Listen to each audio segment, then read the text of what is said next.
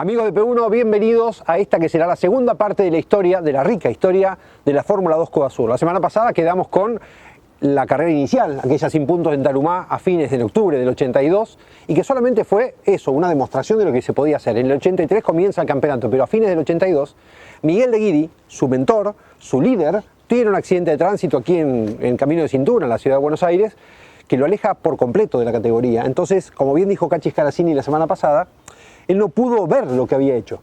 Cuando él regresa con mucha menos fuerza y la categoría empieza a tratar de mantener sus ideales, pero con una participación mucho menos activa de Miguel Ángel de Guidi. Y sin embargo empieza el campeonato sudamericano de Fórmula 2 Coda Sur en 1983. Nos vamos a meter en la parte más rica de su historia, en la parte técnica, cómo era competir con esos motores varilleros que tenían muchas revoluciones, tenían, bueno, casi 200 caballos, el de Yoyo 205, algunos un poquito menos, pero realmente con muchas vueltas, el chasis bastante liviano, ¿sí? Un poco más de 400 kilos. 425. Exactamente. Después, cómo llegaron a los callejeros, el de Punta del Este, el de Punta Mogotes, aquella historia del Puerto Iguazú, aquel callejero. Una locura, una carrera, más que una carrera de fórmula, parecía una carrera de rally. Sí, increíble. Y después cómo los pilotos brasileños que empiezan a competir cada vez se acercan más, pero algunos se dan cuenta y se meten en equipos argentinos para pelear la punta, como fue lo de Leonel Friedrich. Así es. Bueno, es el desarrollo de la Fórmula 2 Coda Sur, los años 83, 84, 85, y vamos a llegar sobre el final de este programa al 86, cuando Gustavo Somi trae el primer chasis de Alara y empieza a cambiar la historia. Lo vemos.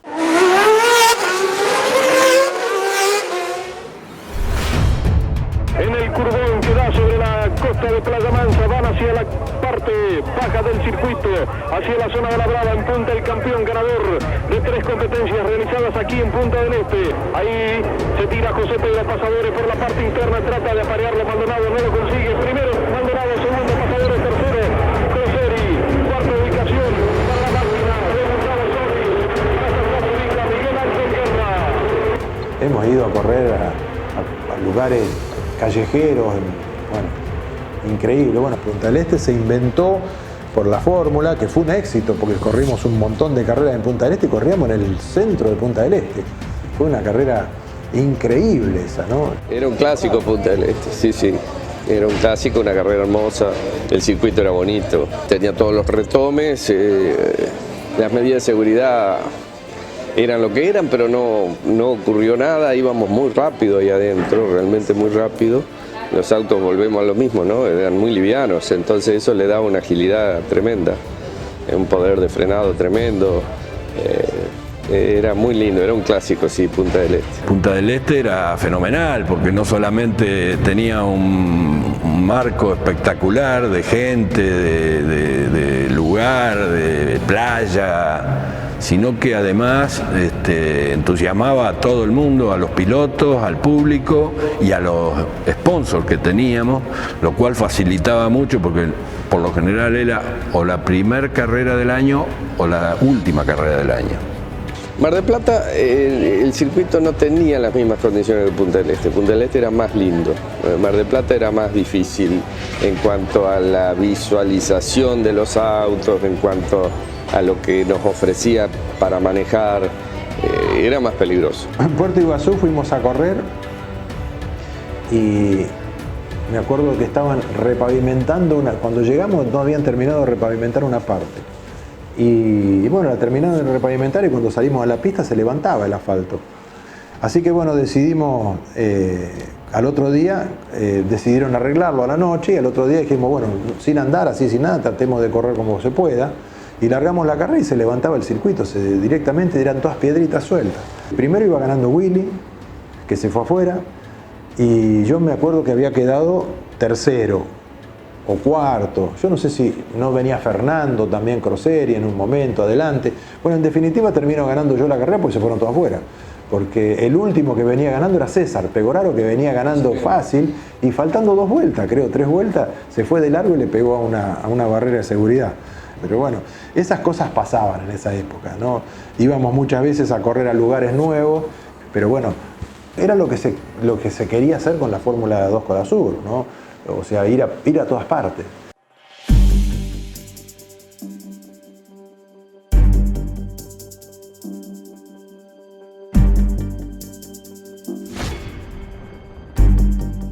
Fuimos a correr a Colombia. con los Hércules del ejército, fuimos con la Fórmula 2 a correr a Colombia. Nadie lo pudo hacer. Había un circuito llamado Tocanchipá. No sabíamos ni a dónde íbamos, pero había que ir a Colombia porque el sudamericano era sudamericano y era todo un desafío que tuvimos en esos años que yo creo que... Yo cuando me pongo a pensar qué fuerza, qué entusiasmo, porque las cosas que hacíamos para poder ir a correr y vivíamos de eso. Colombia fuimos una sola vez, pero hicimos toda una infraestructura, todo lo que era la logística para ir allá, le hicieron todos los argentinos, le hicimos todos nosotros. Creamos los sistemas para poder llevar los autos. En ese momento la Fuerza Aérea, que era la ADE, nos ayudó mucho para poder llegar. ¿Sabés cuál avión fue? El Tango 01 que compró Perón para la presidencia de la Nación, que lo tenían hecho de carga. Lo habían sacado todos los asientos de adentro, por los aviones, viste, se le ponen los asientos, se le sacan, bueno, estaba todo vacío, y ese avión fue el que llevaba a Malvinas a llevar todos los pertrechos y a llevar a los soldados, iba y venía cada rato. Bueno, ese avión lo usamos nosotros para ir a... bueno, lo pusieron ellos, obviamente, ¿no? Pero ese avión. Muchos, los mecánicos, pilotos, muchos de los pilotos, algunos fueron a un viaje de línea, pero muchos fuimos en el mismo avión, que se le adaptaron asientos, y ahí a los autos le tuvimos que la barra antivuelco sacarla para ponerla atornillada, cosa de poder que entren en el avión, que entren los dos, uno arriba del otro. Entonces, para cargar los autos en ese avión, nos hacen hacer unos planos para llevar dos autos cada pallet. Eran unos pallets de hierro, donde abajo iba un auto y arriba otro auto. Sin ruedas, sin alerón y sin trompa. Fuimos a la playa de Ezeiza, todos los equipos, tal día, tal hora, se bajaron todos los autos con el equipamiento que podían llevar, un motor por auto, 12 ruedas por auto, el auto armado, por supuesto. Bajamos en Brasil, levantamos los autos de los brasileños, que los brasileños no lo podían creer, que había llegado un avión de Argentina a levantarlos, a llevarlos, y de ahí nos trasladamos a Colombia. Y vos sabés que allá, cuando llegan, se encuentran que estaba el ejército. Y todo esto, no, dice, van a estar custodiados por el ejército. Van a ir todos los camiones con la carga, porque estaban los camiones esperando allá, playos eran todos, para llevar todo lo nuestro, pero van custodiados por el ejército, porque tenían miedo al narcotraficante, que hicieran un atentado para que sea un boom, el gran baldo que armaban, sino...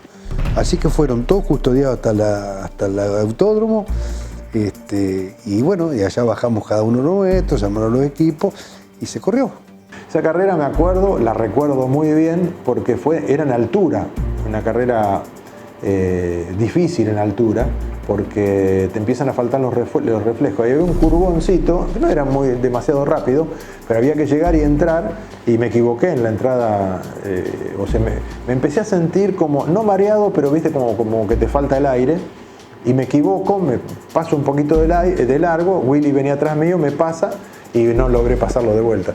Ganó Willy, ganó muy bien esa carrera. Y fue un evento extraordinario, ya tuvo mucha repercusión en Colombia. Se corrió en Argentina, en Chile, en Uruguay, en Brasil y en Colombia.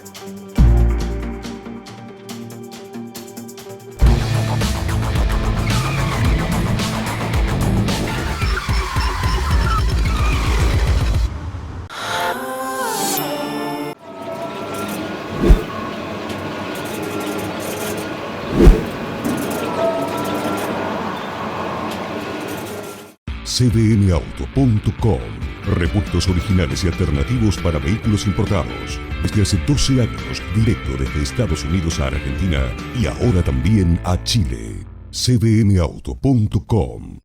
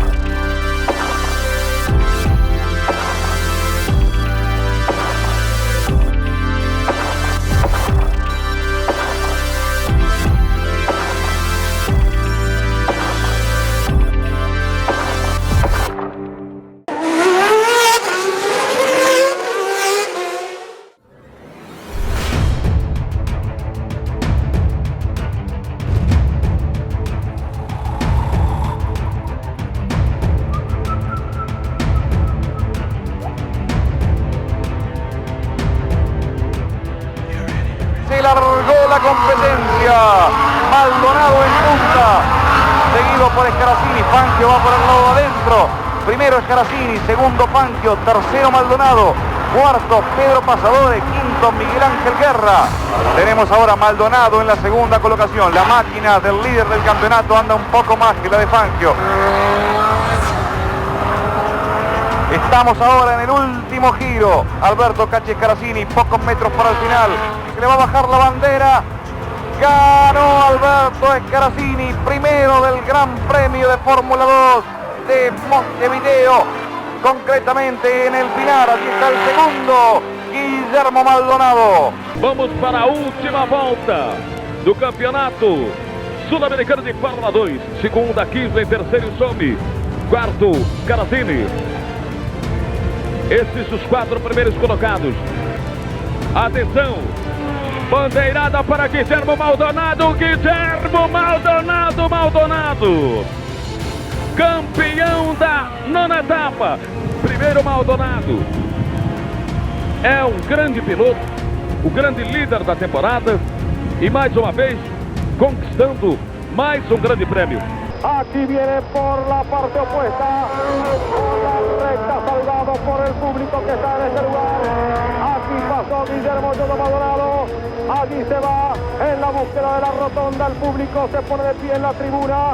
Aquí está el campeón, va a ganar esta última carrera del año, va a ganar Giorgio Maldonado, va a ganar, ganó. Para mí en particular fue lo mejor que me pudo haber pasado en el automovilismo, ¿no? Si bien la gente a mí me recuerda por el Dodge 1500, por el policromático, yo me recuerdo como automovilista por haber sido un corredor de fórmula que tuve la suerte de tener una afinidad con el auto increíble, ¿no? Yo realmente me sentía arriba del auto de fórmula como si fuera parte de mí. Si bien él marcó la diferencia con sus 5 o 6 campeonatos, no sé cuánto tiene, eran carreras que no eran todas fáciles para él. O sea, generalmente los primeros entrenamientos, en mi caso, se los ganaba. En el segundo, ya estaba mano a mano.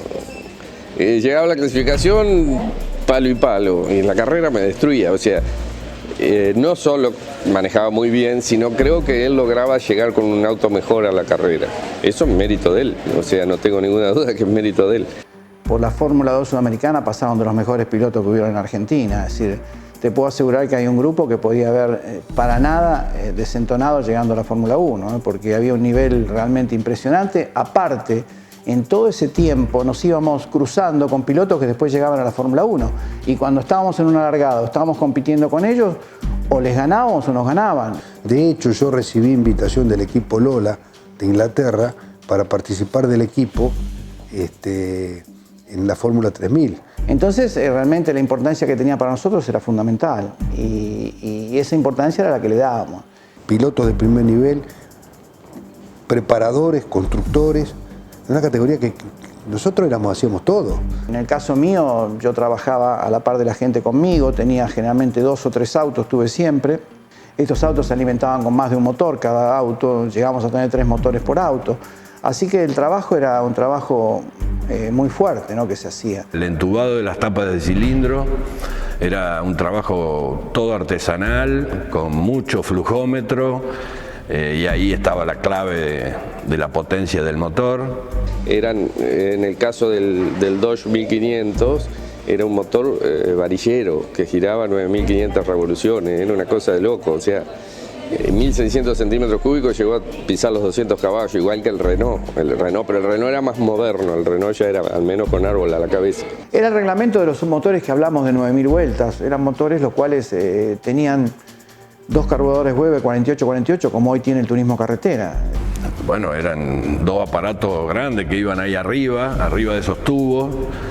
Entonces había que sostenerlos, era todo un secreto, la rigidez que se le daba a esos carburadores para que no hubiera falla en la zona de curvas veloces o de curvas lentas, que no se sacudiera mucho, que se moviera pero no tanto. Era una admisión, obviamente, de 4 cilindros, que tenía una boca de cada, el Weber un Weber doble boca, como el actual, el 48-48.